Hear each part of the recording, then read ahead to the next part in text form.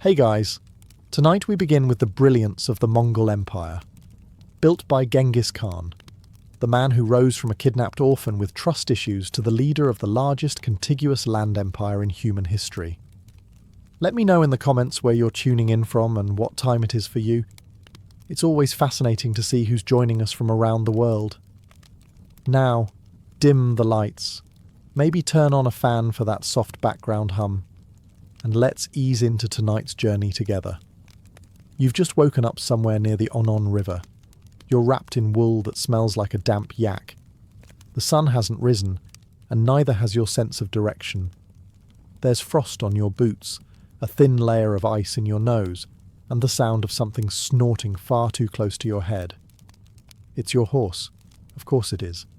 He's your bedmate, your ride, your heating system, and occasionally your lunch.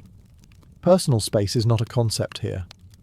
He breathes heavily on you and steps on your coat while you try to stand. He does not apologize. Mongol horses never apologize. Your camp is already in motion. No one speaks. They just mount up and ride off like smoke. A boy with a bow the length of his body gallops past you, yawning. He looks about 10. His saddle is older than he is. He's been riding longer than you've been conscious. You tighten your sash, pack your gear, and climb onto your horse.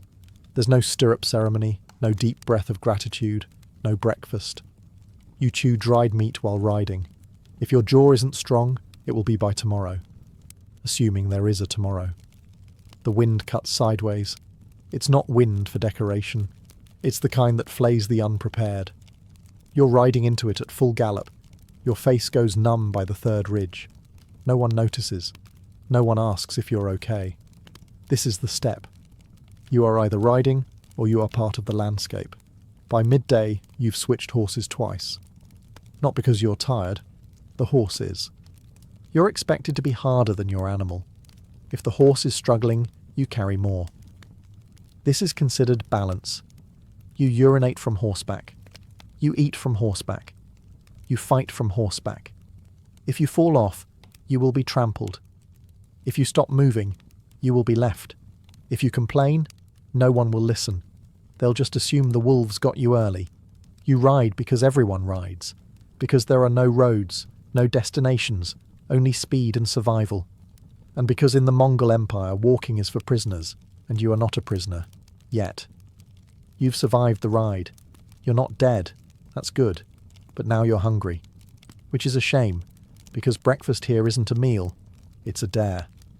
Someone hands you a leather sack. It sloshes. That's your morning beverage, fermented mare's milk. It's white, sour, slightly fizzy, and smells like what a saddle feels like after 3 weeks of riding through war zones. You drink it anyway, not because you want to, because that's what there is. It's called erag. It's technically alcoholic, but not the fun kind of alcohol, the kind that reminds you bacteria are real and they live in your throat now. Mongol children drink this. So do warriors. So do grandmothers. If it burns going down, that's how you know it's working. Food?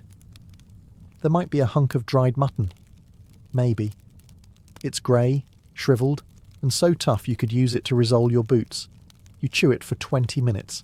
It doesn't get smaller. It just becomes wetter. There's also some curd, a rock-hard, sun-dried dairy lump that could double as a projectile weapon. It tastes like sour dust, feels like gravel, and makes your teeth question their purpose. You consider crying, but your tears freeze before they fall. You sit on the ground because there are no tables, no chairs, no napkins, just wind, wool, and the distinct scent of someone boiling something with hooves in it. There are no forks, no spoons. Just your hands, and the silent judgment of the old man across from you who's already finished his meal, tied a new knot in his saddle rope, and is now sharpening a blade with the kind of intensity usually reserved for religious experiences. You eat what's given. You don't ask what it is. That's a good way to stop being given food. There's no chatting. Mongols don't waste time with pleasantries before battle, or after, or during meals. They eat like they ride, fast, quiet, and prepared to move at any moment. You try to match their pace. You fail. The mutton fights back. You're not full. You're not satisfied. But you're slightly less starving. And in the Mongol Empire, that's a win. It's mid-morning now. The horses are sweating. So are you. And you may be wondering, when do you wash? You don't. In the Mongol Empire, clean is not about soap or baths. It's about not dying from infection. And even that's negotiable. You smell like leather, horse, meat smoke, and the faint sourness of whatever your boots are made from. Everyone else does too. No one comments. If you show up smelling like flowers, you're either a spy or cursed. Possibly both. Water is for drinking, not bathing. You want to scrub yourself clean with river water? That's drinking water. You want to die of dysentery with soft skin? Go ahead. Otherwise, wipe your face with your sleeve and move on. There is no soap. There is animal fat. There is ash. There is sand. If you want to exfoliate, rub your face with a handful of dust and pretend it's a spa. Your hands are filthy. Your nails are weapons. Your hair hasn't seen water in months, but it's tied neatly under your cap because appearance still matters. Just not the clean kind. The greasy kind. That's respected. You don't remove lice. You manage them. You name them. You flick them into the fire during evening conversation. If they bite too much, you smear yourself with animal fat and dare them to keep going. Clothing? It's wool. It's stiff. It's been worn for 3 winters and still has blood on it from a goat you vaguely remember arguing with. You don't change it. You layer it. Add more in winter, peel it off in summer. Maybe. Underwear doesn't exist. Neither does shame. And your teeth? They are your own problem. No brushes, no rinses. You chew bones, you drink airag. You hope the acidity of your breakfast slowly dissolves whatever's stuck between your molars. You keep a knife handy. Not for enemies, but for when that one tooth decides it's done being in your head. So no, you don't get a bath. You get wind.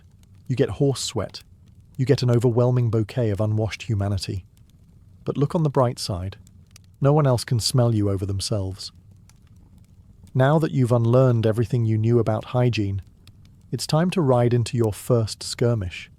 You ride all morning and into the afternoon. You are not told where you're going. You are simply going. And then you see them, a cluster of moving dots on the horizon. Riders, like you. But not like you, because they're not here to share fermented milk and stories. They're here to die, or make you die. It's flexible. You don't panic. No one panics. Everyone just reaches for their bow. Mongol bows are short, curved, deadly, and somehow heavier than they look. They're made from layers of horn, sinew, and raw intent. They don't forgive mistakes. They don't miss twice. You notch your arrow. Your horse keeps moving. You don't slow down. That would be embarrassing. You twist at the waist, lean into the wind, and loose. It flies. So does theirs. Welcome to Mongol warfare. No glorious sword fights, no chivalrous duels, just arrows. Constant, intelligent, unromantic arrows, fired from impossible distances while galloping. You've barely blinked, and 3 of your enemies are already on the ground. 2 more are riding in the wrong direction, possibly reconsidering their entire lifestyle. The trick is movement. Always moving. The enemy tries to close in. You retreat, not in fear, but on purpose. The famous feigned retreat. Let them think you're running. Let them chase. Then turn around and shoot them in the face. You're part of a dance. Fast, precise, brutal. There's no shouting, no battle cries, just the snap of bowstrings and the dull thud of impact. You hear a scream. It's short. You don't look back. Your arrows aren't just sharp. They're poisoned. It's not personal. It's practical. Wound 1 enemy and let his comrades waste time dragging him away. Wound 2, and you've stalled their entire flank. Efficiency is more important than honour. You've now fired maybe 50 arrows. You've lost count. That's fine. There's a bag of 70 more hanging from your saddle. You shoot until your fingers blister, then shoot anyway, because if you stop, you won't have fingers. By sunset, the battle is done. You don't know how many you killed. No one does. No one's counting. Only one thing matters. You're still riding. You don't celebrate. You wipe your blade. You eat. You sleep. And tomorrow, you ride again. The battle's over. The sun dips behind the hills. No singing, no parades, just a crackling fire and the subtle sound of something being dismembered nearby. Dinner. You're expected to eat what you kill. If you didn't kill anything today, don't worry. Someone did. You just have to help prepare it.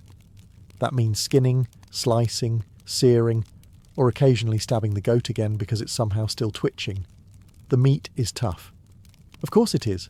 It's from an animal that spent its entire life walking uphill in a snowstorm. You roast it on an iron spit that's been in the family longer than most family members. There are no spices, no salt, no ceremony. If it bleeds less than you, it's ready. You sit in a circle, chewing quietly. Everyone stares into the fire like it owes them money. A warrior beside you gnaws a rib clean, licks the bone, then throws it behind him like it might grow into another goat. The fat is the best part. It's greasy, rich, and absolutely essential to staying alive. Mongols prize fat above all, not for flavour, but because it sticks to your ribs and keeps your soul from freezing at night. You don't question it. You bite into it like it wronged your ancestors. There's no bread, no vegetables, just meat and dairy, and something in a wooden bowl that might be soup or might be regret. If someone hands you a chunk of organ meat, you take it. You eat it. You do not ask what it was in life. Curiosity is a luxury. You are not a noble. You are not a guest. You are a stomach with legs and a knife. After eating, there is no clean-up. The bones go to the dogs, the ashes to the wind. You wipe your hands on your cloak, which also doubles as a napkin, towel, and winter blanket. Hygiene is still theoretical. Someone belches. This is considered polite. You do it too. Congratulations. You're adapting. Later, when you lie in your felt-wrapped bedroll beside a snoring horse, you'll dream of meat, because that's what tomorrow holds too. And if it doesn't, you'll have to ride further until it does. There's no announcement.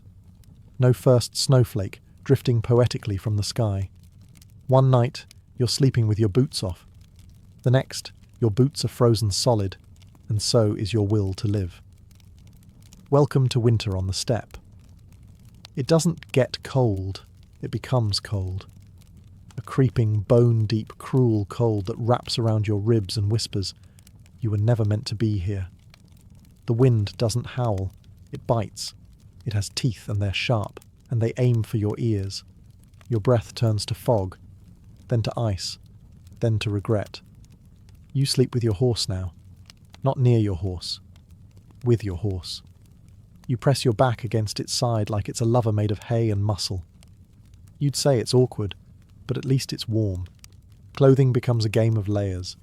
Wool over leather over fur. You stop feeling your fingers by mid-morning. You stop feeling your toes the day after. You try not to think about it. If they come back, great. If not, fewer things to stub. There's no firewood, no forests, just frozen dung. You burn it without question. It smells like betrayal, but it's heat. The smoke curls around your face and makes your eyes water. You blink, and your eyelashes freeze together. You are now part sculpture. Your water, ice. Your food, ice. Your nose, bleeding. You ride anyway. Mongols don't stop for weather. If it's not an arrow or a plague, it's not worth mentioning. You ride with snow in your boots and wind in your bones, and nobody cares. Especially not the horses, who seem to enjoy it. The cold changes you. It takes your voice, dries your skin, and rewrites your personality to something quieter, stiffer, and much less optimistic.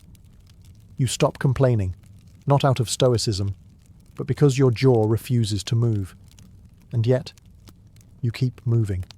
Because if you stop, you'll freeze.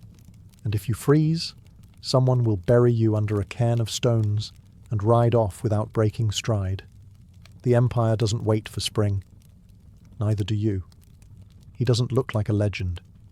He sits cross-legged on a plain wooden platform, chewing a piece of dried meat with all the ceremony of a bored butcher.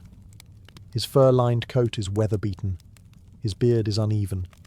His boots have blood on them, though whether it's from battle, a goat, or last week's argument with a tax collector is unclear. This is your Khan, your general, your leader. The man who can order entire cities wiped from the map with a raised eyebrow. You do not speak unless spoken to. You do not make eye contact for too long. You definitely do not correct his pronunciation, even if he calls you that one with the hair for 6 months straight. He speaks softly. Mongol leaders don't shout. If you can't hear him, that's your problem. Listen harder, or read his tone, or follow the sound of your own heartbeat because it's now louder than his voice. Orders are short, precise, absolute. Ride here. Burn this. Accept tribute. Behead the messenger. Don't return until it's done. You nod. Everyone nods. Even the tough ones, the warriors who once outran a siege fire, nod like nervous schoolchildren. One man coughs during the briefing. He is now gone. No one mentions him again. Your Khan doesn't care about your feelings. He cares about results. Did the city fall? Did you bring back tribute? Is the caravan moving? Are the horses fed? If the answer to any of these is no, you'd better be holding your severed arm as an excuse. His tent is not lavish, but it holds maps, so many maps, all hand-drawn, all annotated in a scrawl that looks like a falcon-learned calligraphy.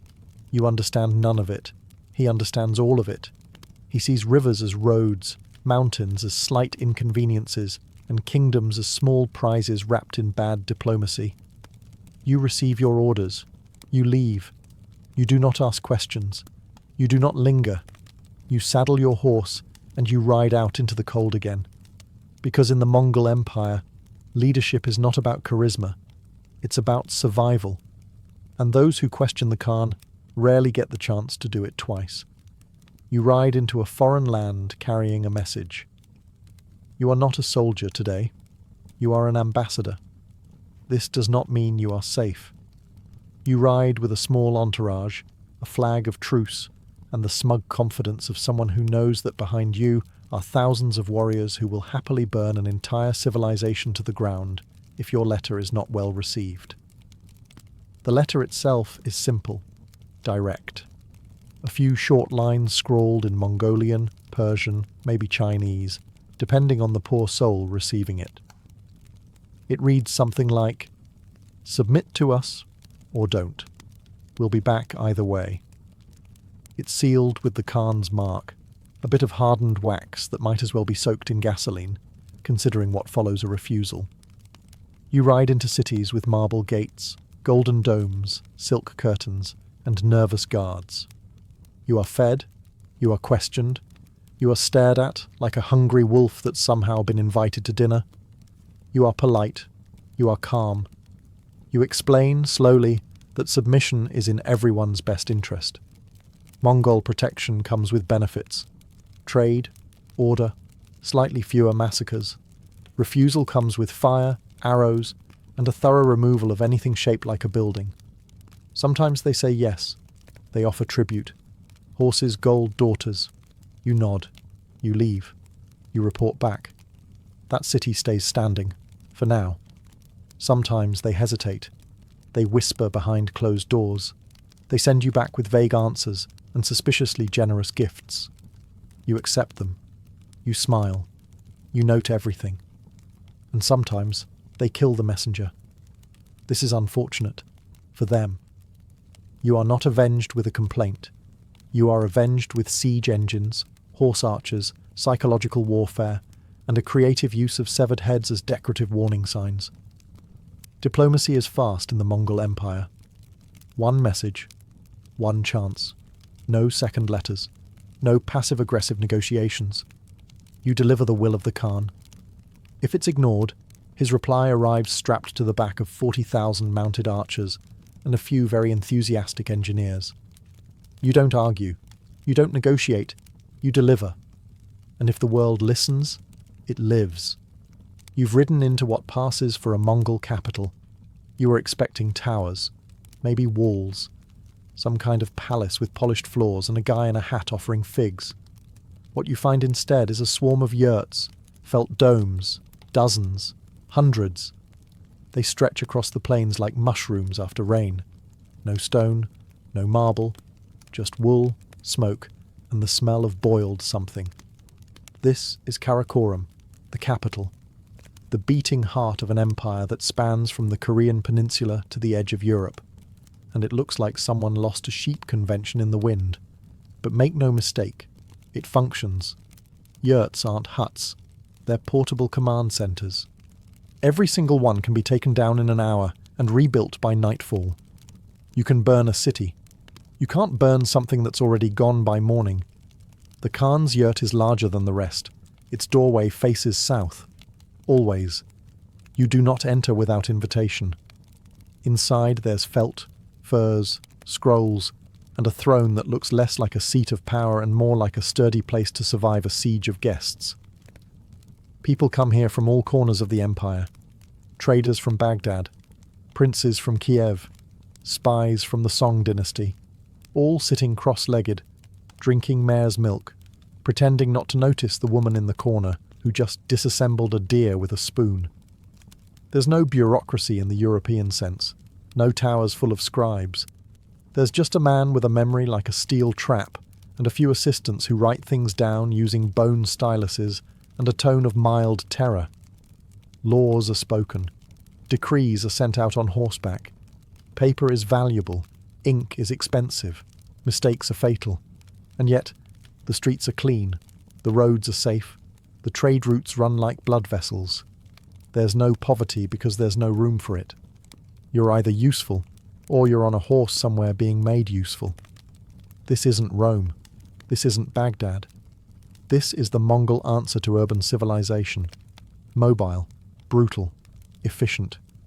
No spires, no statues, just felt, fire, and the knowledge that the entire city could vanish by sunrise and reappear 5 valleys away like it was never there at all. You steal a horse. You're hungry. You're cold. It looks unattended. You think, just a quick ride, maybe 2 miles, maybe 3. You'll bring it back. Probably. They catch you before you hit the tree line. Now you're on your knees in front of a man with a moustache so sharp it might count as a weapon. He's not angry. He's not shouting.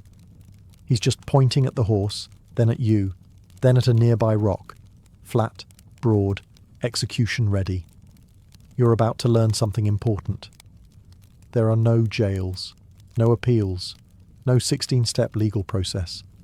Justice in the Mongol Empire comes in 2 forms, repayment or removal. If you steal, you repay double, if you can. If you can't, something else gets taken. A finger, a hand, occasionally your head, depending on the mood and the market value of what you tried to steal. You plead your case. Briefly, Mongols believe in clarity. If you talk too long, they assume you're lying. You shorten your explanation to 3 words and hope they count as a character reference. The elders discuss. One of them spits. Another one shrugs. Then they nod. Verdict, you live. Sentence, you walk. As in, you no longer ride. The horse is gone. You now follow the caravan on foot until your honour is considered untarnished, which may take a season. Or several.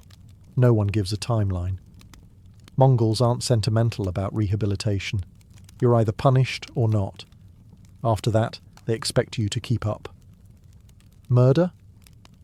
Punishable by death, unless it was a justified blood feud, in which case you owe the family livestock, labour, or a wife. Preferably all 3. Lying to your commander? Death. Harming a fellow Mongol? Death. Harming a foreigner under protection? Double death, with extra ceremony. On the other hand, honesty, courage, generosity, respected, deeply. Even if you smell like fermented despair and ride like a sack of potatoes, if you speak truth and keep your word, you are considered worth feeding. Mongol law is harsh. But it's fast, predictable, and impossible to bribe. You know where you stand, usually in front of someone with a sword, and if your conscience is clean, so are your hands. Mostly. The scouts return. No one speaks. They just nod toward the west, where smoke rises like a promise. It's a city, walled, fortified. The kind of place that believes its gates and guards mean something. That's adorable. You ride out at dawn. Behind you are engineers with carts full of surprises. Ropes, axes, fire pots, collapsible siege equipment. The Mongol version of party favours. There is no grand speech, no blessing, no drum roll, just a few hand signals and the subtle sound of 5,000 men reaching for their bows. First, you circle. Always circle.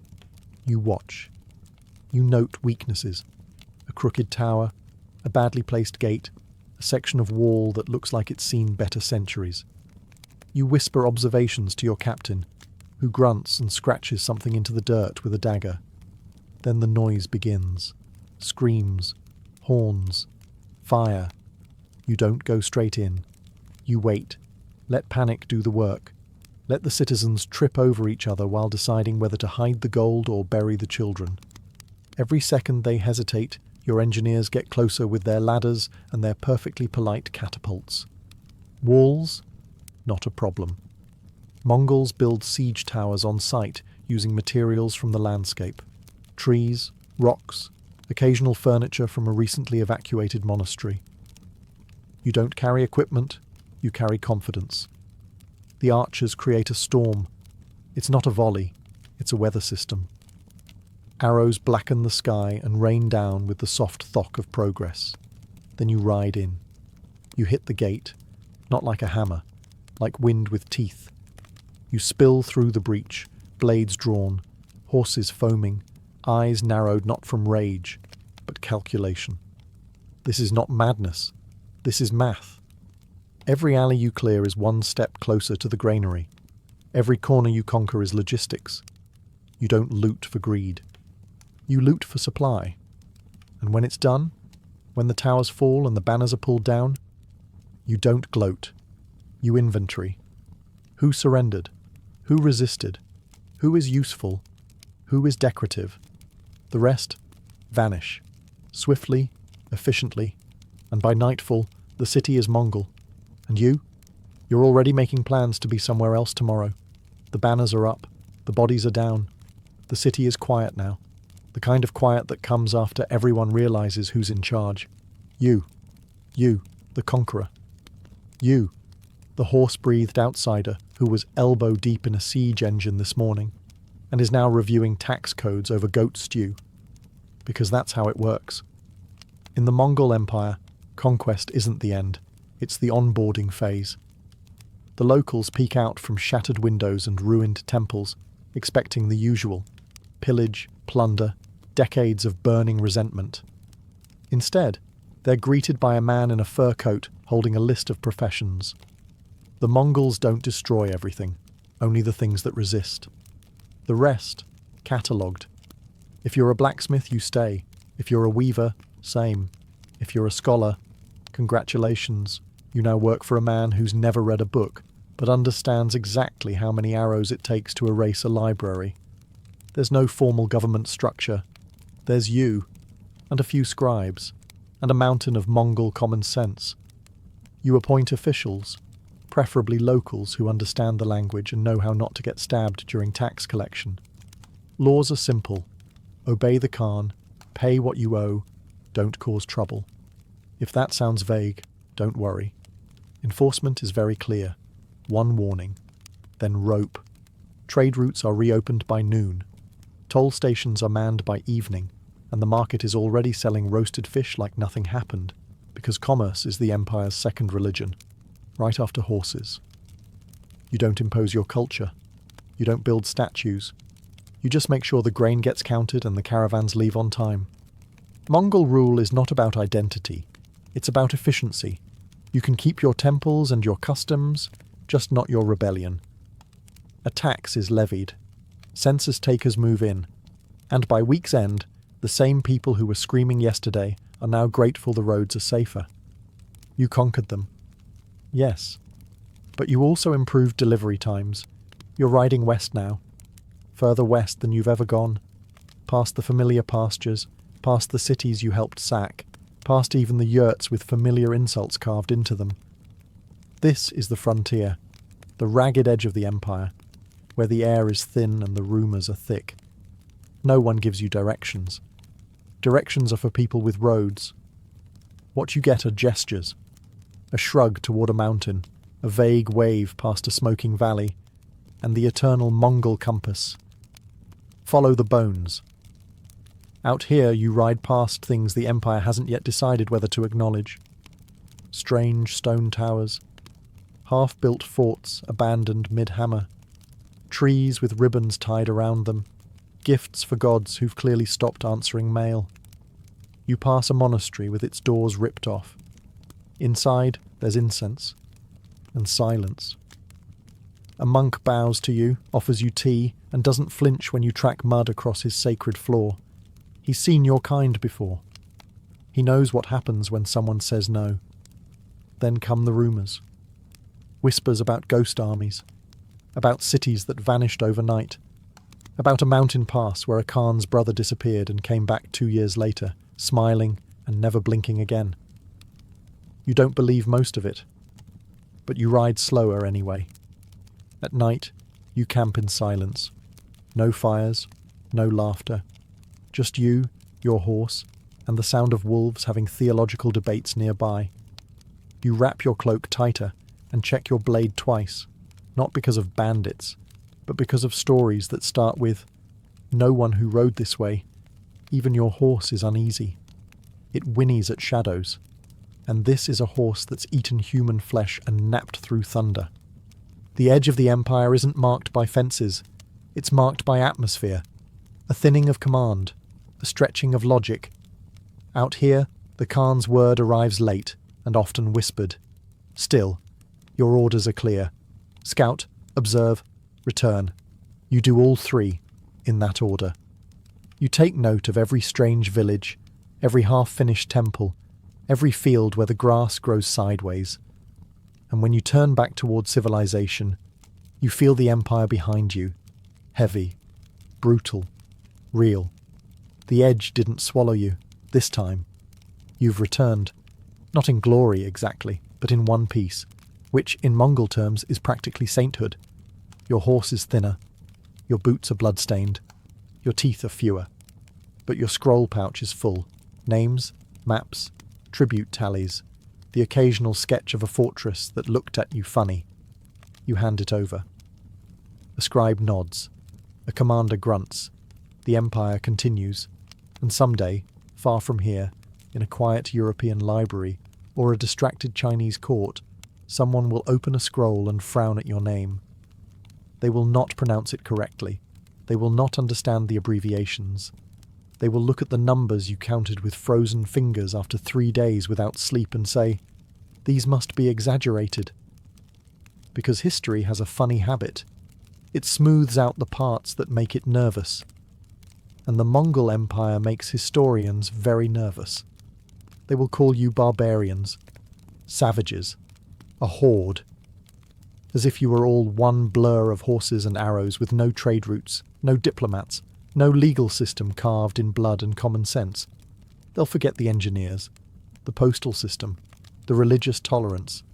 They'll remember the sieges, who wouldn't? But not the fact that you asked cities to surrender before flattening them, that you offered peace, order, and lower toll fees. They'll paint your face twisted in rage, never showing the months you spent negotiating over water rights with a man who bathed once per decade. They'll turn your pragmatic governance into chaos, your brutal discipline into madness, your efficient conquest into random destruction. And they'll conveniently ignore the part where their own kingdoms crumbled from within long before you showed up with a torch and a tactical plan. But you don't care. Because you weren't building a legacy. You were building roads, real ones.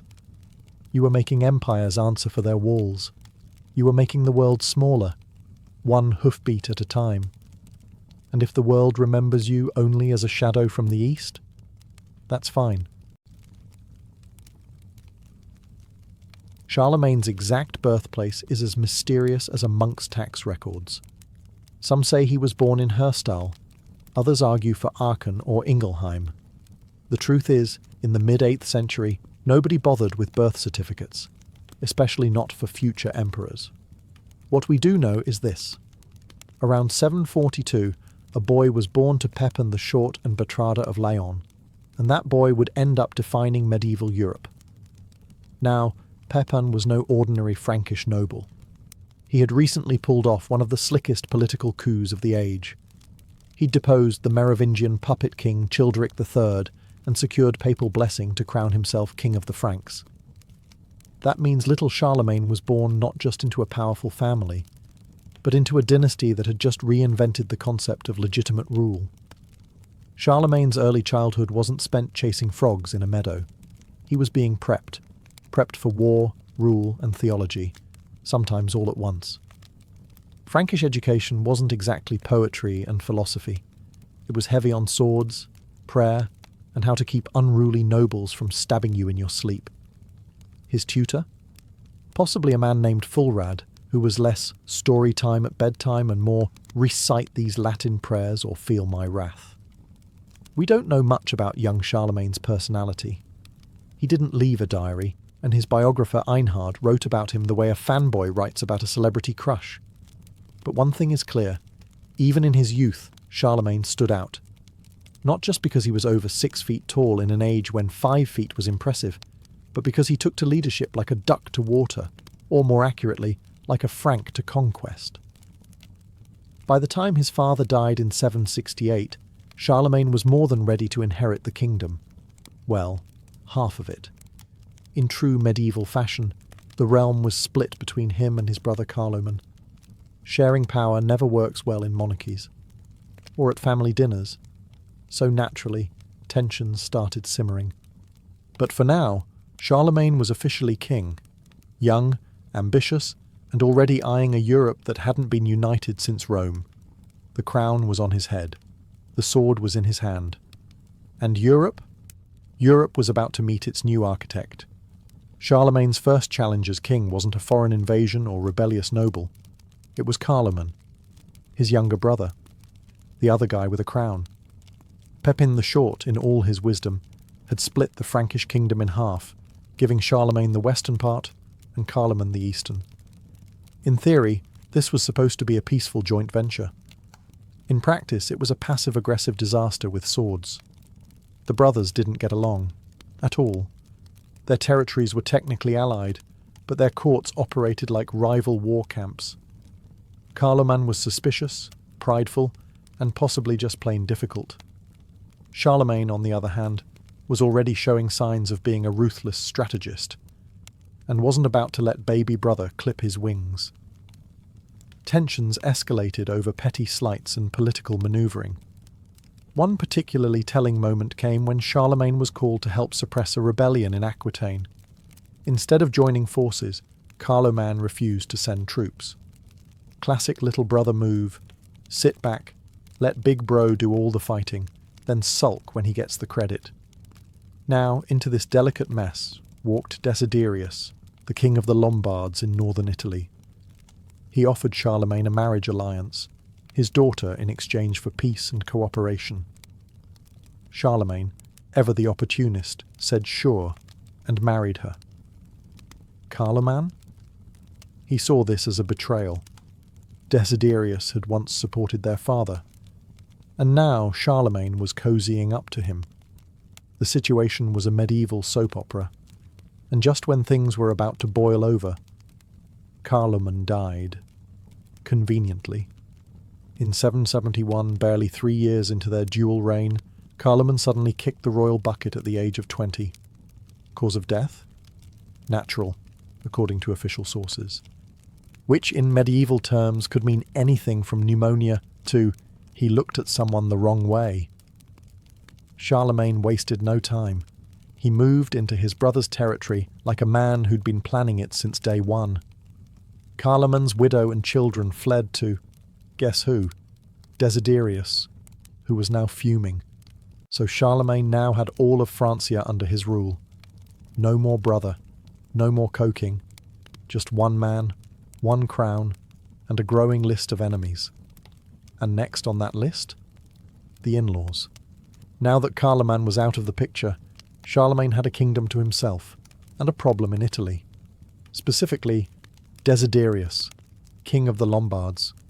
You know, the guy whose daughter Charlemagne had married and then very quietly divorced the moment Carloman died. Awkward.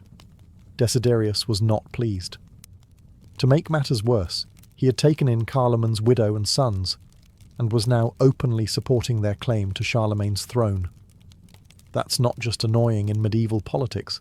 That's basically a declaration of war, with a bow on it. Charlemagne didn't hesitate. In 773 he marched his army across the Alps. And no, this wasn't some summer stroll through the mountains. Crossing the Alps meant snow, narrow passes, and the occasional unexpected avalanche. But Charlemagne did it anyway, because Charlemagne didn't let mountains, family drama, or bad weather stop him from getting what he wanted. Once he reached Italy, Charlemagne laid siege to Pavia, the Lombard capital. Desiderius dug in for the long haul. Unfortunately for him, Charlemagne had the patience of a monk copying scripture. He surrounded the city and waited. Months passed, supplies dwindled, morale plummeted.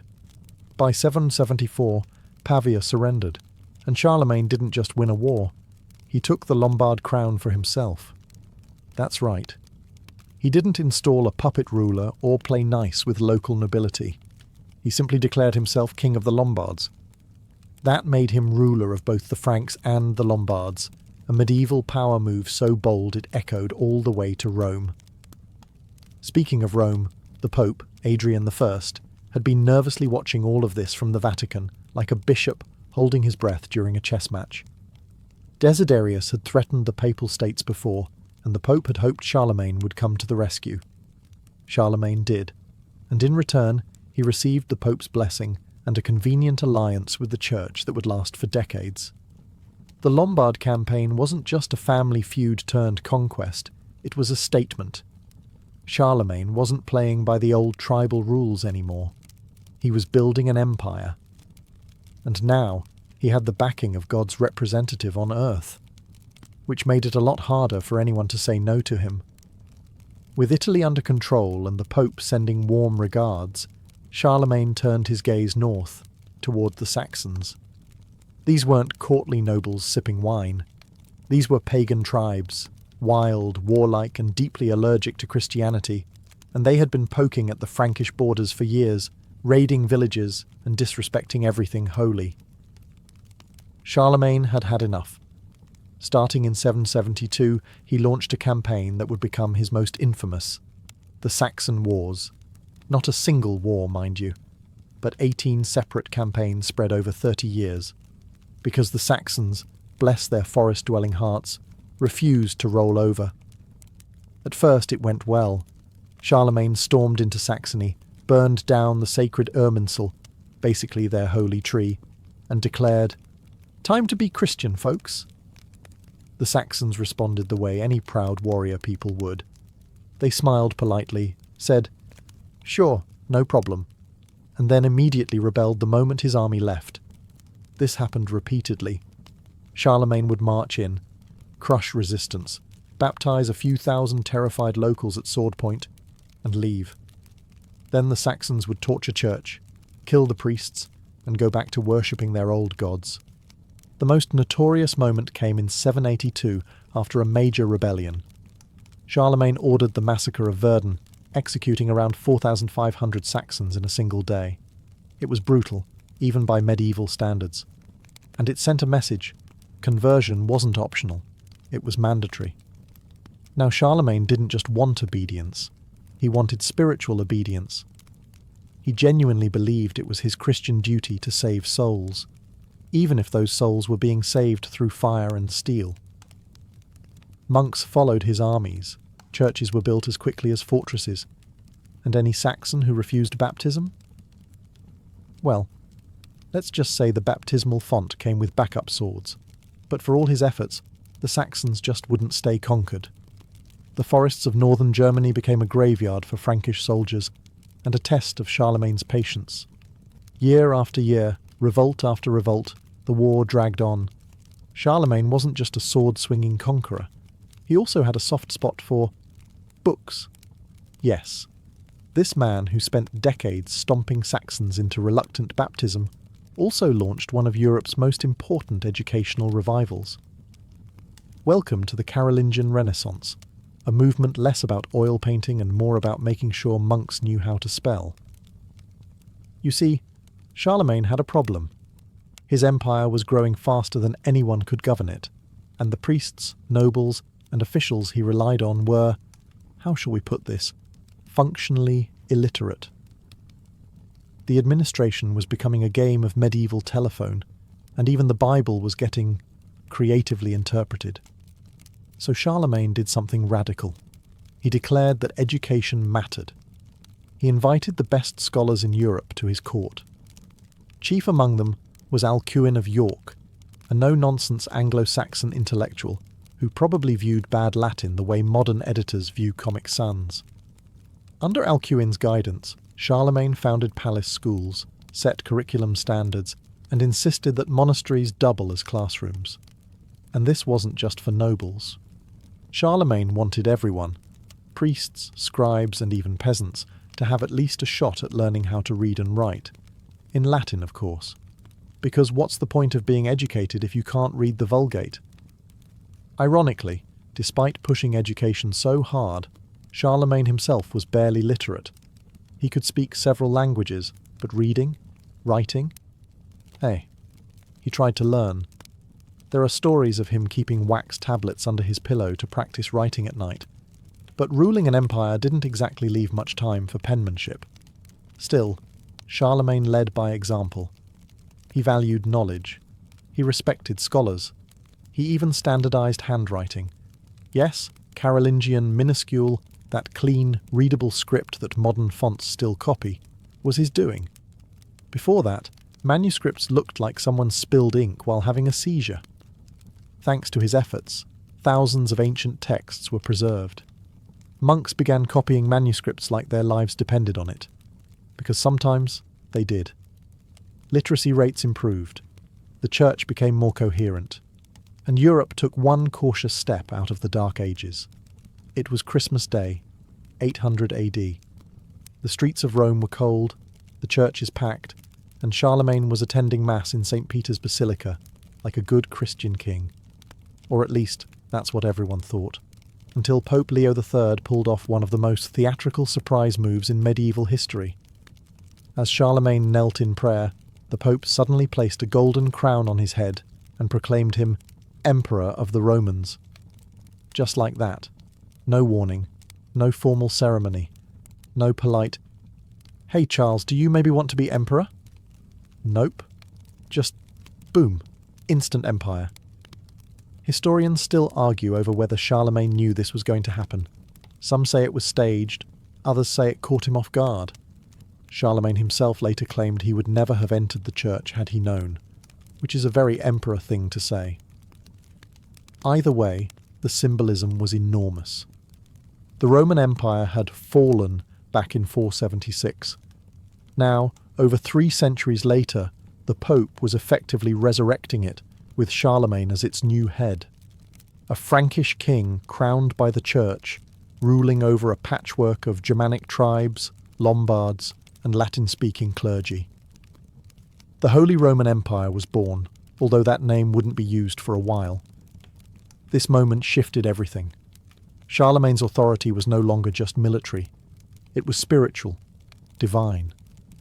He was now seen as the successor to the Caesars, a Christian Caesar, with the Pope as both ally and spiritual referee. But not everyone was thrilled.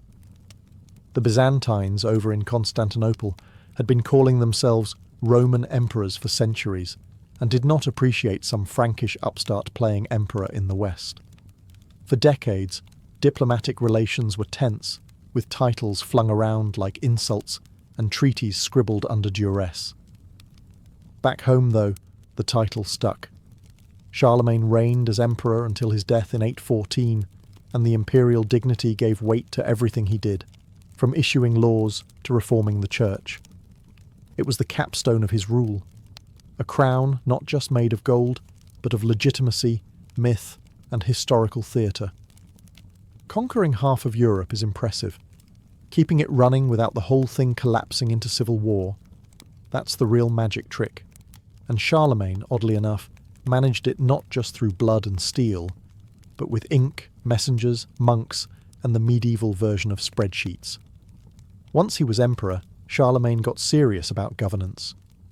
He knew he couldn't be everywhere at once, so he started building a system that looked suspiciously like an early version of modern bureaucracy, just with more Latin and slightly fewer bribes. Probably. At the heart of his administration were the missi dominici, literally the Lord's envoys. These were trusted officials, always sent in pairs, usually one noble and one bishop, who travelled around the empire delivering royal orders, inspecting local lords, and making sure no one was quietly building their own little kingdom in the backwoods. Think of them as medieval auditors, only with swords and divine backing. Local counts and dukes still ruled their regions, but they answered to Charlemagne. And if they didn't, well, a friendly visit from a Mrs. Dominicus could quickly turn into a career-ending conversation. Charlemagne didn't do tolerance when it came to disloyalty. He also introduced capitularies, written laws and instructions that applied across the empire. These covered everything from how to run a monastery, to how many soldiers a noble had to provide, to what kind of bread should be served at imperial banquets. Yes, even bread regulation, because you can't have an empire falling apart over badly baked loaves. But this wasn't just micromanagement for its own sake. Charlemagne believed in order, Christian order, and to him, a stable, well-run empire reflected divine favour.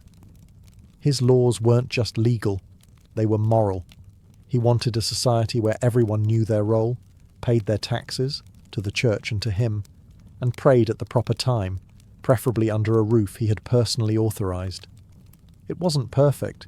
Corruption still existed. Communication was slow, and sometimes local lords quietly ignored orders when no one was watching. But for a man ruling over a territory that stretched from the Pyrenees to the Elbe, it worked surprisingly well. By the early 800s, Charlemagne's empire was the biggest Europe had seen since the fall of Rome.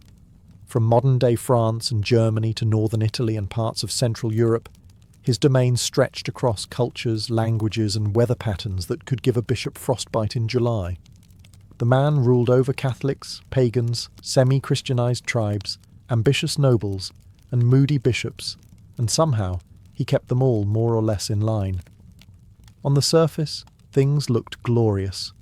The Carolingian Renaissance was in full swing. Monasteries were copying books like caffeinated scribes. Law and order had a vaguely uniform shape. Even coins bore Charlemagne's image, glaring sternly in profile, because nothing says, "I'm in charge," like putting your face in every pocket. But beneath the grandeur, cracks were forming. For starters, succession. Charlemagne had many children, at least 18, thanks to a rotating cast of wives and concubines, but only a few were considered politically viable. He had once divided the empire among 3 sons, just like his father had. Then one died. Then another. By 806, he was down to one heir, Louis the Pious, the youngest and, well, the most monk-like. Louis was a good Christian, quiet, thoughtful, kind. In other words, the polar opposite of Charlemagne.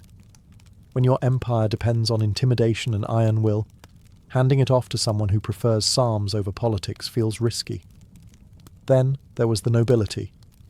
During Charlemagne's reign, they were kept in check by sheer fear and efficiency. But even then, local counts were getting bolder. Some enforced royal laws with gusto. Others treated them like polite suggestions. The empire was stable, but it was a personality cult, held together by one man's presence and very few backup systems.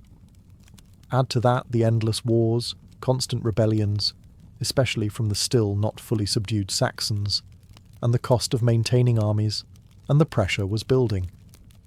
Even the church, while mostly loyal, had its own ambitions. Bishops had political power. Abbots controlled vast lands.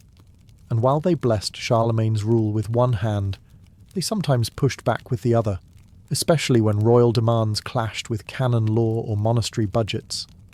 The empire was brilliant, but like all things built at speed and scale, it depended on the one person who could command it all.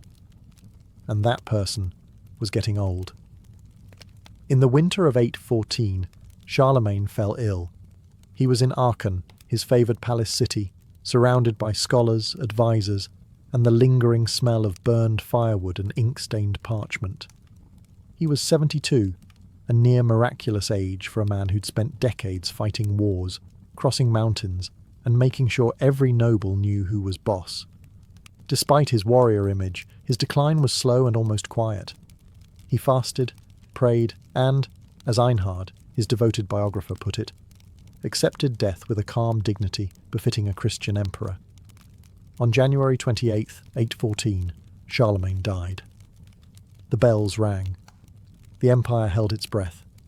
They buried him in Aachen Cathedral, beneath a marble throne, wrapped in imperial robes, sword at his side, and a copy of the Gospels in his lap. Not a bad send-off for a man who had once been crowned Emperor of the Romans in a surprise ceremony. Later legends would claim he sat upright in his tomb like a sleeping king, ready to rise again if the empire ever needed him. Romantic nonsense, of course. But telling. His only surviving son, Louis the Pious, inherited the whole empire, along with its unwieldy borders, rebellious nobles, and growing unrest. Louis tried to rule well, he really did, but he wasn't his father. The iron grip loosened. Power fragmented.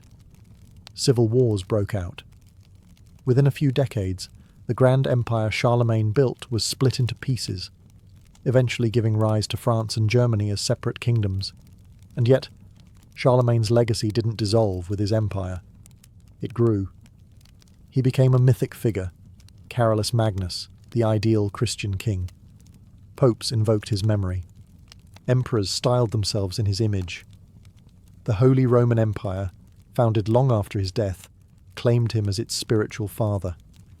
Even Napoleon, centuries later, modelled his coronation after Charlemagne's, eager to snatch a bit of that old divine glow. Charlemagne didn't just unify Europe. He gave it a blueprint, a fusion of Roman law, Germanic kingship, and Christian faith. He helped drag a continent out of the ruins of the Dark Ages and planted the seeds for the nations that would define it. When he died, the world lost a man, but it gained a legend, and legends, as Europe would prove again and again, are far harder to bury. A medieval feast was not just about eating. It was about being seen. Picture this: long wooden tables draped in cloth, flickering torches casting shadows on stone walls, and the scent of roasted boar mingling with wine, sweat, and ambition. This wasn't dinner. This was theatre. And every dish, every seat, every spoonful served was part of a carefully choreographed social ritual. In a world where birth determined rank, feasts gave the ruling class a chance to remind everyone of their place. Seating arrangements were political chess moves.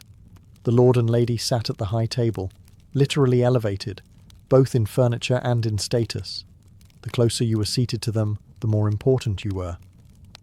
If you found yourself staring at a drafty wall next to the musicians, you weren't just cold, you were expendable.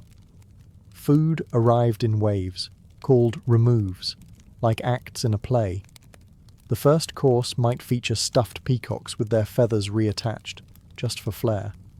Then came platters of venison, swans, pigeons in pie crusts, and roasted boars' heads with apples in their mouths. Nothing subtle. If the animal once had a face, it was likely staring back at you now, glazed in wine sauce. And then there were the subtleties.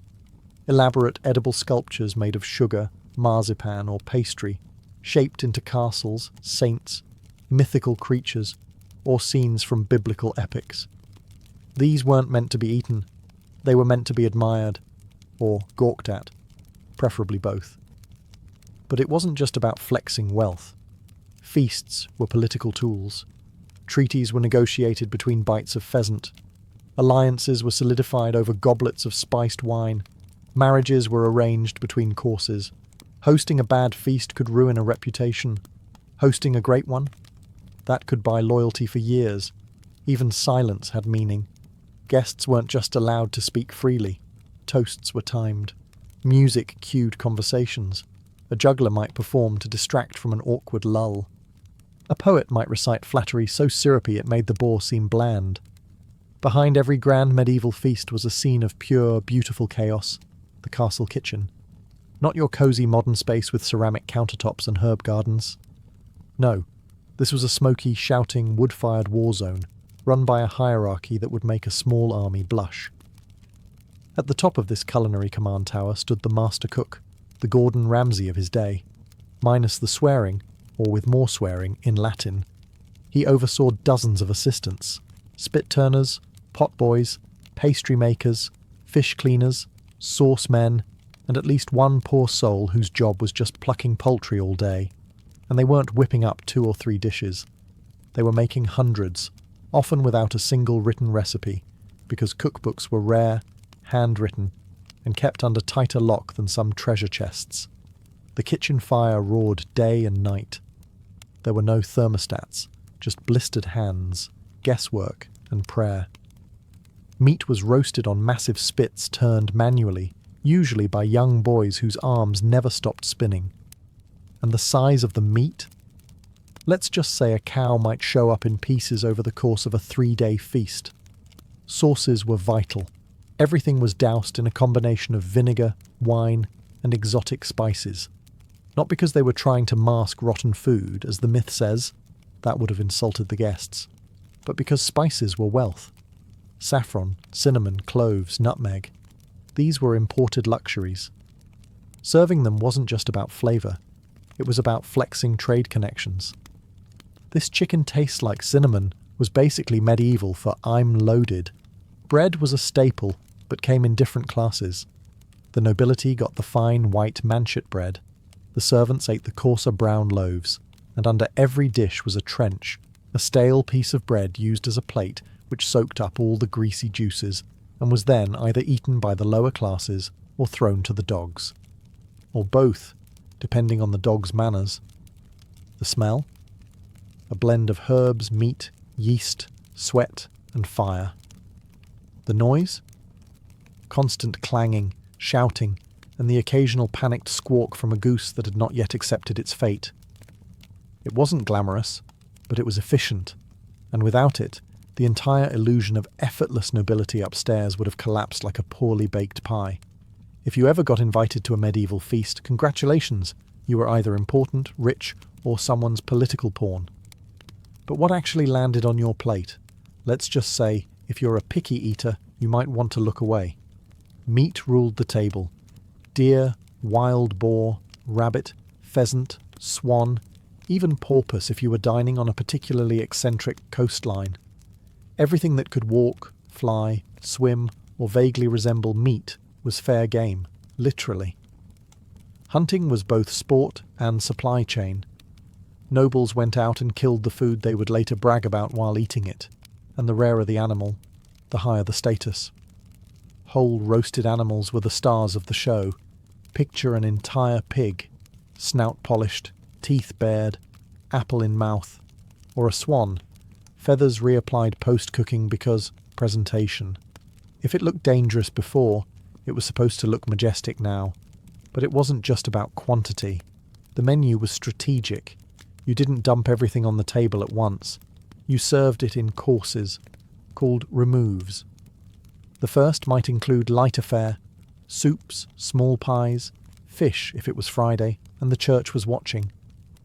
Later courses escalated to the heavy hitters, roasts, game, pies stuffed with meat and spice and more meat. Fish had its own day in the spotlight, especially during fasting seasons. Eels, pike, and herring were frequent guests, sometimes moulded into the shapes of animals they were definitely not. Because why serve boring boiled fish when you can serve a fish that looks like a hedgehog? And the spices. Oh, the spices. Medieval people didn't believe in bland. Cinnamon on chicken. Absolutely. Ginger and gravy? Of course. Sugar on meat? Why not? Sweet and savoury lived happily on the same plate, sometimes on the same bite. Vegetables, by contrast, were suspiciously absent from noble plates. Root vegetables and greens were often seen as peasant food. Too humble, too earthy. Lords didn't care for turnips unless they were stuffed into a pastry shaped like a unicorn.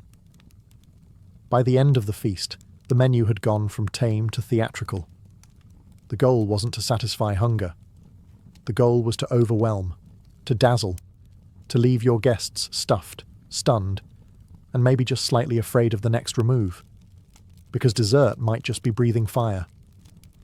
While the food did its job of clogging arteries and signalling wealth, a medieval feast wasn't complete without entertainment, and lots of it. You didn't just eat. You laughed, listened, gawked, and occasionally winced at whatever unfolded between courses. Enter the fool, the court jester, clad in bells, mismatched colours, and enough audacity to insult the host without getting beheaded, usually. The fool's job was to make people laugh, mock the powerful, and provide an air of controlled chaos. They juggled, told bawdy stories, and performed slapstick routines with the finesse of someone who knew that one bad joke could end in unemployment or execution. Then came the minstrels, with their lutes, harps, and voices trained in ballads about love, war, and the occasional dragon. Music filled the hall, not as background ambience, but as part of the experience. These songs weren't just for mood. They were political commentary, historical records, and flattery disguised as melody. If the lord of the house was featured heroically in the third verse, congratulations, the minstrel would eat well tonight. For something flashier, you had acrobats and fire breathers. Yes, real fire. Indoors. In a wooden hall lined with rushes and tapestries. Safety codes were a distant fantasy. Sword swallowers, animal tamers, even dancing bears made appearances, though the bears weren't always thrilled about it. And then there were the subtleties, edible performances, sugar sculptures that doubled as political satire, giant pies with live birds inside, released mid-course for dramatic flair. Nothing said we're rich like cutting into a pie and watching doves explode from it, while the guests politely applauded and tried not to get pooped on. Some feasts included morality plays, little theatrical skits about virtue, sin, or the dangers of not respecting the church. These were performed by travelling troops or occasionally by monks who were far too excited to play the devil. Everything was calculated. Entertainment kept the mood light, distracted from political tension, and ensured that no guest had time to whisper rebellion between sips of mead. A good entertainer could prevent a duel. A bad one might start one. At a medieval feast, you weren't just watching a show. You were the show. And the laughter. That was just another way to keep the knives pointed away from the host. In the medieval world, what you ate wasn't nearly as important as who you ate it with. A feast was the medieval version of a press conference, marriage proposal, court negotiation, and corporate takeover, rolled into one gloriously greasy event. Hosting a feast wasn't just hospitality, it was strategy. It signalled wealth, power, generosity, and control. And every single element, from seating arrangement to sauce choice, communicated status. Take seating, for example. The high table wasn't just physically elevated, it was socially radioactive. The lord and lady sat in the centre, flanked by their most honoured guests. Bishops, foreign ambassadors, visiting nobles. If you were anywhere near the salt cellar, you were somebody. Everyone else was, well, just happy to be breathing the same roasted air. That's where we get the term above the salt. You were either close to the host and important, or seated near the floor with the minstrels and empty wine jugs. Invitations weren't handed out like candy. Being summoned to a feast meant you mattered, and refusing to attend? That was a statement, one that might earn you a visit from armed men asking why your chair was empty. On the flip side, attending the feast of a rival could mean you were switching sides. Every guest list was a political minefield. The food itself carried messages. Serving a particular regional delicacy could flatter a visiting duke. Offering an overabundance of game meant, "Look how vast and well-stocked my lands are."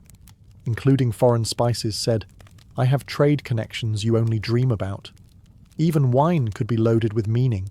Was it local? Imported? Blessed by a bishop? Then there were the gifts. Guests sometimes brought offerings, jewels, relics, horses, and were expected to praise the host in return.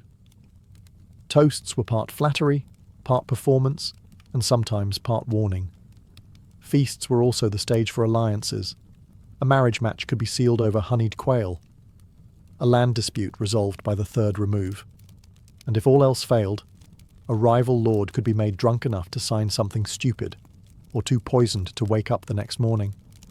For all its gluttony and grandeur, medieval feasting was heavily shaped by the one authority even kings didn't mess with, the church. And the church had opinions, strong ones, about what you could eat, when you could eat it, and just how guilty you should feel afterward. In the medieval calendar, there were more fasting days than feasting days. That's not an exaggeration. Nearly half the year was designated for some form of dietary restriction. Wednesdays, Fridays, Lent, Advent, various vigils, you name it. And on these days, meat from land animals was strictly off the table, literally. So how did the nobility cope? With creativity. They still threw feasts. They just swapped out ingredients. Out went beef, pork, and venison. In came fish, eggs, almonds, and anything that could pretend it wasn't technically meat. Beaver tails, for example, were considered fish because they were scaly and aquatic. Problem solved. God's fine with loopholes, right? Dishes became culinary acrobatics. Chefs molded almond milk into imitation cheese. They turned fish into fake roasts. Some meals looked like sin, but technically followed the rules. And of course, wine didn't count as food. It never does. On feast days, celebrating saints or holy events, however, it was open season. And the church threw its own festivals too. Easter, Christmas, Epiphany. These weren't just sacred. They were licensed excuses to eat everything in sight. A Christmas feast might stretch for 12 full days, each course bigger and more absurd than the last. Because nothing says, "Christ is born," like a pie with 4 types of bird inside. Monasteries weren't exempt either. Though monks were supposed to live humbly, some abbeys became legendary for their kitchens. A wealthy monastery might fast on oysters and spiced eel. Monks developed precise food schedules, including seasonal menus and loophole-heavy substitutions that kept their bellies full and their sins technical. Still, food was spiritual business. Feasting wasn't just indulgence. It was a divine performance. You gave thanks before you ate, made offerings to the church after, and prayed your cook hadn't served you meat on the wrong Thursday. In the medieval world, gluttony was a sin, but banqueting with holiness? That was practically a sacrament. For all the roasting boars and juggling fools, a medieval feast was not a free-for-all. There were rules, many of them. In fact, if you wanted to keep your status and your seat, you had to know how to behave like a proper, greasy-fingered noble. First rule, don't touch the food like a peasant. Forks weren't widely used yet, so people mostly ate with their fingers, but there was a system to it. You used the first 3 fingers of your right hand, never your left, unless you wanted to start rumours about witchcraft or poor hygiene. Second, don't lick your fingers until the end of the meal. It was considered perfectly acceptable to rinse your hands in a shared basin between courses, but licking them during dinner? That was low class, like showing up without shoes, or being French in an English castle. Every guest had their own knife, which they brought with them. Your host didn't provide cutlery, just food and a place to put it. Your knife wasn't just for cutting. It was a personal statement, like a medieval iPhone. Flashy handle. You're important. Rusty blade. Enjoy sitting by the firewood. Drinking etiquette was its own battlefield. You didn't just guzzle your wine. You toasted. You sipped. You offered the cup to your neighbour, especially if you were angling for a favour or wanted to politely challenge them to a duel later. And yes, you shared goblets. Germ theory hadn't been invented yet, and everyone was too busy dying from plague to worry about lip contact. Then there was conversation. You were expected to talk, but not too much. Laugh, but not too loudly. Praise the food, but not more than the host. Don't speak with your mouth full unless you're insulting a rival, and don't burp unless you're Mongolian, or drunk, or both. At fancier feasts, hand-washing rituals were practically ceremonial. Servants poured scented water over guests' hands, often before the first remove and again before dessert. Not for cleanliness, just to remind everyone how refined they were. Etiquette wasn't about being polite. It was about proving you belonged. One slip, spilled wine, a dirty sleeve, reaching too far across the table, and suddenly you weren't feasting with lords. You were back with the dogs, and they didn't share the wine. After the last swan was carved, the final toast delivered, and the fool escorted out for juggling bread rolls into a bishop's goblet, one question remained. What happened to the food? Medieval feasts produced an obscene amount of it. Boars, pies, jellied fish, sugar castles, and bread trenchers soaked in meat drippings. It was more than even the hungriest noble could consume. But waste was a luxury too. What you didn't eat sent just as loud a message as what you served. So, where did it all go? If you were lucky, it went to the servants. They ate in shifts after the feast, picking over what remained from the lower tables. Sometimes they'd get choice cuts, especially if a favoured guest passed along their untouched roast or decided not to eat the stuffed hedgehog pastry. It wasn't glamorous, but it beat porridge. The trencher bread, that thick slice acting as a plate, was a special case. Saturated with sauces and grease, it was rarely eaten by the nobles, unless they were really drunk. Instead, these soggy slabs were collected and often distributed to the poor. Not out of charity, mind you.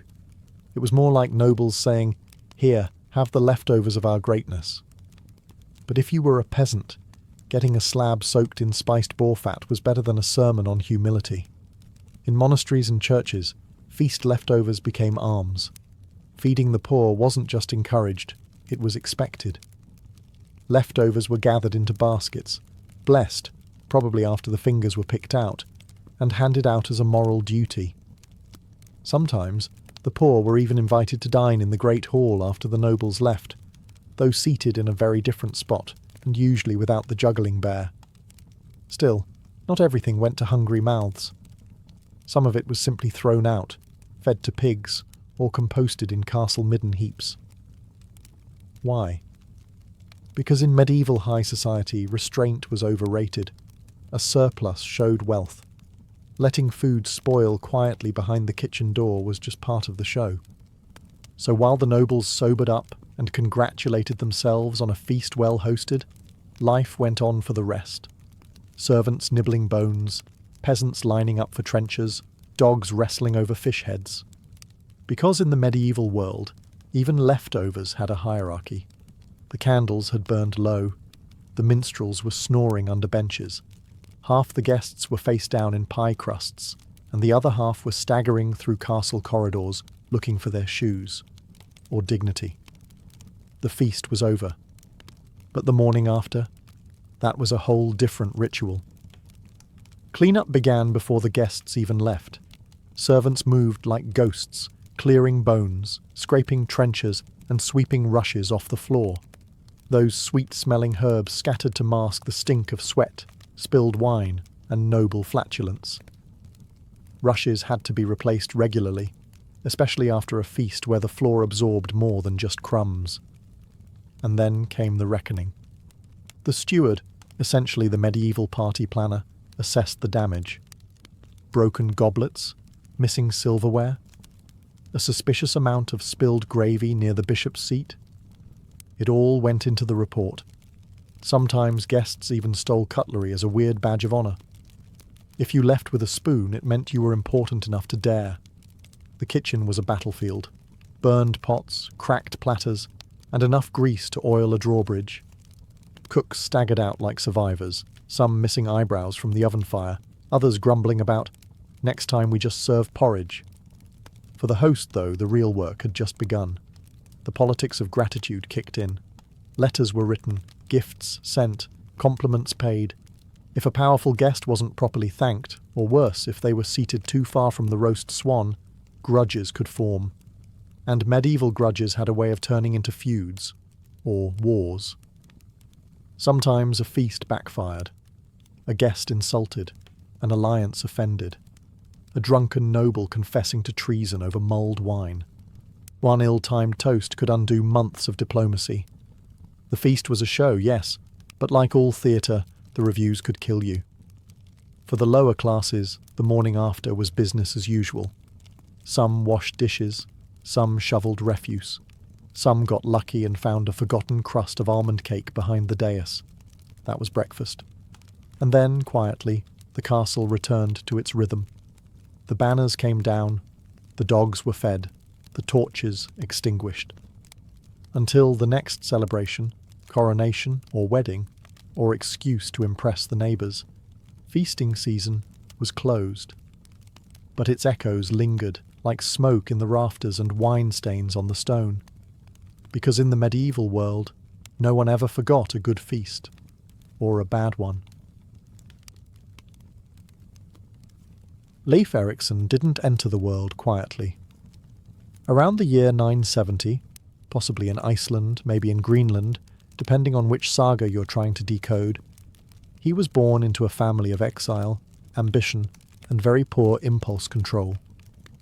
His father was Erik the Red, a hot-headed Norwegian outlaw exiled for murder, who then got exiled again from Iceland for, shockingly, more murder. Instead of learning restraint, Erik discovered Greenland. Because if you're going to be banned from one frozen island, why not claim another? Leif grew up in this rugged frontier settlement, where winters were cruel, neighbours were scarce, and the only consistent export was stories. Greenland wasn't a thriving colony. It was barely a functioning outpost held together by stubbornness, driftwood, and fish. But it gave Leif something that mattered more than comfort: perspective. He knew what it meant to survive on the edge of the known world. His family was steeped in Norse tradition, hard drinking, hard fighting, and perpetually sceptical of outside authority. Yet even amid this rugged culture, Leif was different. He was curious, reflective, observant. According to the sagas, he was tall, strong, handsome, naturally, and notably more thoughtful than his volatile father. He wasn't raised on scrolls or scholars. He was raised on sagas, oral tales of gods, monsters, voyages, and revenge. These stories weren't bedtime lullabies. They were survival manuals wrapped in mythology, and they seeped into Leif like sea brine into a longship's hull. Greenland's isolation left young Leif hungry for something more. Unlike his father, whose ambition ended in exile and bloodshed, Leif looked outward, toward Iceland, toward Norway, toward the horizon. He listened to old sailors speak of strange lands beyond the ice. He studied the stars, and he watched the tides. By the time he reached manhood, he wasn't just the son of Erik the Red. He was a Norseman with a boat, a brain, and a burning need to explore something, anything, that wasn't a freezing rock filled with equally frozen egos. Before he ever sailed west, before the church came calling, before his name landed in sagas and schoolbooks, Leif Erikson was a boy born of fire and ice, destined to outrun both. Leif didn't just drift into greatness, he sailed into it.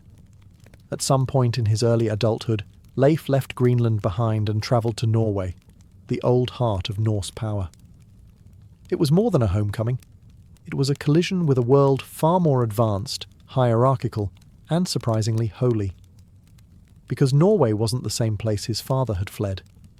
It was now ruled by King Olaf Tryggvason, a man with a crown, a sword, and a serious fixation on converting the Norse to Christianity, whether they liked it or not. Leif found himself face to face with Olaf, a Christian warrior king who had replaced blood feuds with baptisms and longships with churches. And unlike many of his countrymen, Leif didn't scoff. He listened. Perhaps it was diplomacy, perhaps curiosity, Or maybe Leif had grown tired of the endless cycle of raids, revenge, and gods, who mostly demanded blood and beer.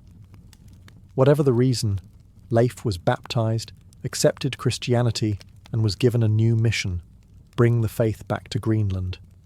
It wasn't exactly an easy assignment. Imagine trying to explain monotheism to a bunch of farmers who regularly sacrificed goats to Thor when the weather got weird. Greenland was remote, suspicious of outsiders, and still mostly loyal to Odin, Freya, and the rest of the thunder-happy crew. But Leif didn't return empty-handed. He brought priests, knowledge, and royal support. When he landed in Greenland again, he wasn't just a chieftain's son, he was an emissary of a king and a new god. And while he didn't exactly spark a revival overnight, his influence began to take root. Christianity started spreading in small, icy circles. Chapels were built. Crosses were raised. Old gods weren't replaced immediately, but they had serious competition. This marked a turning point. Leif wasn't just a sailor or a settler anymore. He was a cultural bridge, a man between two worlds: Norse tradition and Christian order, pagan legend and written law. He had one foot in Valhalla and the other in Bethlehem, and somewhere between converting his neighbours and maintaining fragile peace, Leif Erikson began hearing tales of strange lands to the west. Lands with grapes, forests, and no snow in sight. The next great voyage was calling. Some great discoveries begin with ambition, others begin with bad navigation. Leif Erikson had set sail from Norway with noble intentions: bring Christianity to Greenland, and maybe check in on the family drama while he was at it. But fate, or perhaps the North Atlantic's notoriously moody weather, had other plans. According to the saga of the Greenlanders, Leif heard whispers of a strange land far west, seen years earlier by a man named Bjarni Herjolfsson, who had glimpsed unknown shores but never bothered to land. Classic Bjarni, a man who discovered North America and then just kept sailing like he had groceries in the back. Leif, however, was made of different wood. Around the year 1000, he bought Bjarni's ship, gathered a crew, and decided to find out what lay beyond the horizon. He wasn't just sailing into the unknown. He was sailing into legend. The journey was perilous. Icebergs, storms, and the real possibility of falling off the edge of the earth kept things interesting. But Leif was calm, steady, and, as the sagas claim, annoyingly competent. Eventually, his ship reached a place very unlike Greenland. First came a barren land he named Helluland, likely modern-day Baffin Island, flat, rocky, and unimpressed. Then Markland, probably Labrador, with forests thick enough to build an entire fleet. Useful, but still not quite the promised land. Finally, Leif arrived at a place so mild, so rich in resources, that his crew named it Vinland, the land of wine, or grapes, or possibly fermented berries. The sagas are vague, and Norsemen weren't exactly sommeliers. Regardless, the place was a paradise compared to the icy death trap they called home. They built houses, explored rivers, and enjoyed the novelty of not having to chip their drinking water out of a glacier. Leif called the main settlement Leif's Budir, Leif's Booths. Humble name for a man accidentally making history. He stayed through the winter, mapping the land, gathering timber, and preparing stories that would shake the north once he returned. There were no grand conquests, no wars, just quiet, practical exploration. Surprisingly modern for a Viking. Leif didn't plant flags or declare ownership. He just observed, named, and left. And yet, in doing so, he became the first European to set foot in North America. Before Columbus, before maps, before anyone knew what he'd done. Leif Erikson's landing in Vinland should have been the start of a new Norse golden age. Mild climate, wild grapes, tall timber, no frostbite. What more could a Greenlander ask for? But paradise, as it turns out, comes with problems, especially when you don't ask the locals if they mind visitors. According to the sagas, Leif and his crew spent a winter in Vinland, building huts and gathering valuable resources. They found self-growing wheat, vast forests, and enough fish to feed a saga's worth of warriors. It wasn't just a discovery, it was a solution. Greenland was cold, barren, and isolated. Vinland was temperate and overflowing with potential. But Leif didn't colonize it. He didn't claim it in the name of the king, didn't build a church, and didn't bring a second shipload of settlers. He simply returned to Greenland with a cargo hold full of timber and a story no one could believe was real. Why? The sagas don't say much, but what came next suggests that Leif knew Vinland wasn't empty. Later Norse expeditions, led by his brother Thorvald, his sister Freydis and others, would find themselves in violent clashes with the indigenous peoples they called Skraelings. Who these people were is still debated, likely ancestors of modern-day Mi'kmaq, Beothuk, or Inuit. What's clear is that they weren't thrilled about heavily armed strangers showing up with axes and entitlement.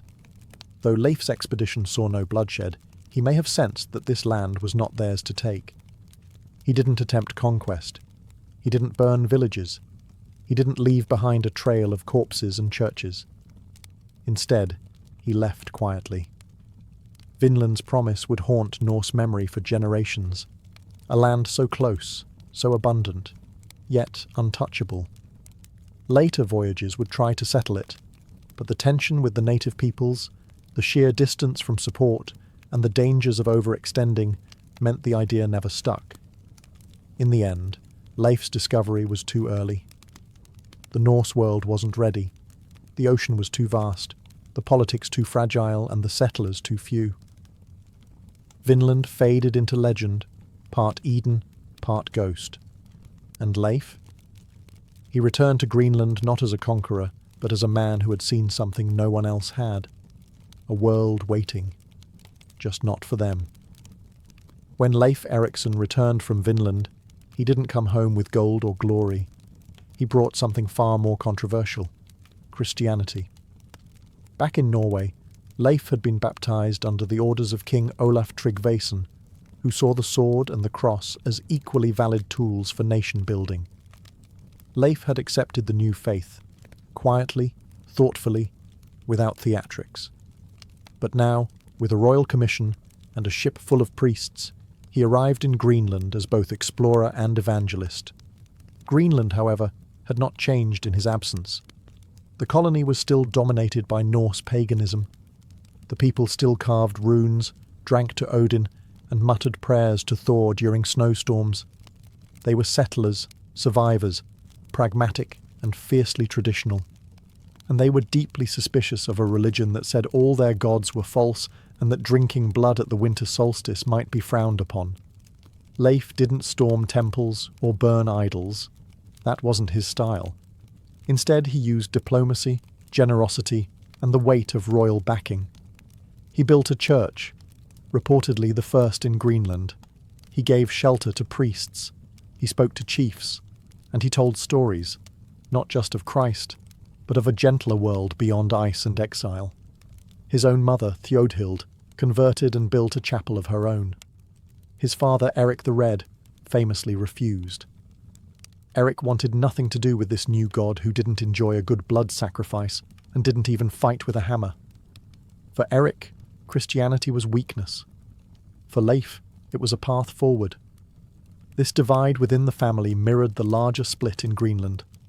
Some embraced the faith, seeing it as progress, protection, or just another way to curry favour with the king. Others rejected it as foreign noise. Converts and traditionalists shared stew and suspicion in equal measure. Leif didn't force change. He simply embodied it. He lived as both a Norseman and a Christian, a seafarer and a settler. His quiet strength made him a symbol, not just of faith, but of balance, of evolution without erasure. He didn't kill the old gods. He just stopped calling on them. And for a colony on the edge of the world, his example was enough to plant the seeds of something new, even if it took generations to grow. Leif Erikson may have carved his own legend across the North Atlantic, but he did so under a long, blood-stained shadow. His father's. Erik the Red wasn't just infamous, he was practically mythological. A brawler, a settler, a man exiled from Norway and Iceland, who then founded Greenland just to have somewhere new to get kicked out of. Wherever he went, lawmen cringed and neighbours kept axes close. His temper was legendary, his charisma even more so. And for Leif, growing up in Erik's household meant learning to balance on a knife's edge between boldness and recklessness, leadership and lunacy. Where Erik was fire, Leif was frost. He didn't bellow, he didn't threaten, but people followed him anyway. The Greenlanders respected his calm. He didn't conquer with a blade, but with direction. And that may have been exactly what the colony needed. But the comparison never faded. Leif returned from Vineland, not drenched in gold, but with timber and tales. His Christian mission in Greenland spread slowly, while Erik sulked and scoffed. The old man had wanted a warrior son to continue his brutal legacy. Instead, he got an explorer, a believer, one who used diplomacy more than steel. Some saw that as weakness. Others saw it as wisdom. Leif didn't care. He wasn't trying to outshine Erik. He was simply surviving him. When Erik the Red died, some say from illness, others claim it was a slow defeat of spirit. It marked the end of a certain kind of Norseman. Erik represented the world of old gods, exile, and explosive pride. Leif represented something else, a future that looked beyond icy fjords and blood feuds. In the sagas, their relationship feels strained. Erik resents Leif's new faith. Leif tries to convert him. Neither bends. But there's an undercurrent of respect, even admiration. Erik knew his son wasn't like him, and perhaps, deep down, he was glad for it. Leif never became king. He never ruled with force. But he outlived his father, spiritually and historically. He led Greenland into a new chapter. Less dramatic, maybe, but more sustainable. And sometimes greatness isn't about slaying your father's demons. Sometimes it's about refusing to inherit them. After Vinland, after the church building, after Erik the Red was gone, Leif Erikson didn't chase more glory. He didn't mount a second expedition or try to conquer new lands. Instead, he did something thoroughly un-Viking. He stayed home. For the rest of his life, Leif lived in Brattahlid, Greenland, the settlement his father had built. But where Erik ruled with raw authority, Leif governed with a calmer hand. He became chief, yes, but more than that, he became a symbol, not of violence, but of continuity, of quiet leadership in a world that was beginning to change. We don't know much about these later years. The sagas grow vague. His name fades from dramatic action and instead lingers as a presence, respected, remembered, but no longer the centre of the storm. He raised a family. His son, Thorkel Leifson, would one day lead Greenland. Christianity spread slowly but steadily. The colony endured. But Vineland, the place that should have changed everything, didn't. Others tried to follow in his wake. His brother Thorvald sailed west and was killed by native resistance. His sister Freydis mounted an expedition filled with treachery, axe murders, and bad decisions. Every attempt to settle Vinland failed, not because the land was lacking, but because the Norse world wasn't ready. Distance, hostility, limited support. Leif knew the risks. That's why he didn't return. He had proven the voyage could be made. He had seen what lay beyond the sea. But he also knew Greenland needed stability more than it needed heroics. In time, Vinland became legend. Half memory, half dream. Some believed it. Others didn't. But Leif never shouted his discovery from mountaintops. He never demanded recognition or asked for songs. He didn't need them, because he understood something rare. Sometimes, making history means knowing when to step back. His final days were likely spent watching the sea, remembering the voyage no one thought possible. And as far as we know, he died in Greenland, quietly, peacefully. Not on a battlefield, not on a ship, just at home. Leif Erikson, the explorer who went farther than any Norseman before him, ended his life not chasing the horizon, but anchoring others to it. Leif Erikson may have lived a quiet life in the end, but his story didn't die with him. It mutated, travelled, and multiplied, carried not by historians, but by storytellers. And storytellers, as we know, have a loose relationship with facts.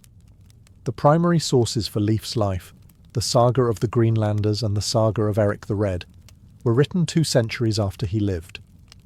That's like trying to write a biography of Napoleon based on your great-great-grandfather's fishing stories. They're dramatic, rich with detail, and suspiciously convenient. One saga paints Leif as a kind of Viking missionary, spreading Christianity with the calm of a Norse saint. Another shows him as a daring explorer who stumbles into North America because he got lost. Others add side quests, omens, prophetic dreams, whatever made the tale more interesting over ale. And then there's Freydis, his sister, sometimes described as a fierce warrior woman who chased off attackers while heavily pregnant, screaming and slapping a sword across her bare chest. Is it true? Possibly not. But would you want to fight her? Definitely not. What's fascinating is how the sagas twist truth and legend into a braid you can't untangle. Leif didn't boast, but his story grew louder with every telling. Over time, he became a symbol of adventure, faith, resilience. A Norseman who dared to sail west before anyone thought it mattered. And then he disappeared again, buried beneath centuries of dust, outshone by louder, bloodier names. It wasn't until the 19th and 20th centuries that Leif re-emerged, resurrected by historians eager to find a European who reached America before Columbus. Suddenly, statues appeared, streets were named. A national Leif Erikson Day was declared in the United States, October 9th, based on nothing except immigration paperwork. Ironically, Leif would have hated all the attention. He wasn't seeking fame. He wasn't planting flags. He was doing what Norsemen had always done, sailing into the unknown and bringing back what he could. But history had other plans, and now the quiet Greenlander who left no books, no speeches, no boasts, is remembered as the man who discovered a continent, even if he never claimed it. Leif Erikson never built an empire. He didn't fight in grand battles. He didn't rule a kingdom or crown himself in gold. And yet, he endures. Not because he demanded a place in history, but because he quietly earned it. While others chased fame through fire and blood, Leif sailed west into the unknown, guided by curiosity, not conquest. He didn't name himself hero or saint. He didn't erect monuments. He didn't even try to hold the land he found. He simply went, saw, and returned. A rare kind of explorer who didn't need the world to remember his name to justify his journey. And still, it did. Leif's legacy lives in stories, in sagas whispered across centuries, reshaped by bards and chroniclers, poets and politicians. The boy from Greenland became a symbol of exploration, resilience, and quiet strength. His journey to Vinland became a chapter in the larger Norse epic, a civilization that dared to sail past the edge of the known world, looking not for war, but for possibility. In the modern age, Leif has taken on a new life. Statues of him stand in Boston, Seattle, Trondheim, and Reykjavik. He's depicted as a proud Norseman gazing westward, hand shielding his brow, as if still scanning the horizon for that faint, tree-lined shore. Schools bear his name. So do ships. And every October 9th, a few people in America even remember he beat Columbus to the punch by nearly 500 years. But perhaps his greatest legacy isn't about discovery or distance. It's about balance. He stood between two worlds, paganism and Christianity, chaos and order, the old gods and a new faith. He didn't force change, he embodied it. He led without shouting, he converted without crusading. He showed that courage isn't always loud, and that history sometimes favours those who simply do the right thing and sail home quietly. Leif Erikson never asked to be remembered. But in a world that often confuses noise for greatness, his story reminds us that legends aren't always forged in fire.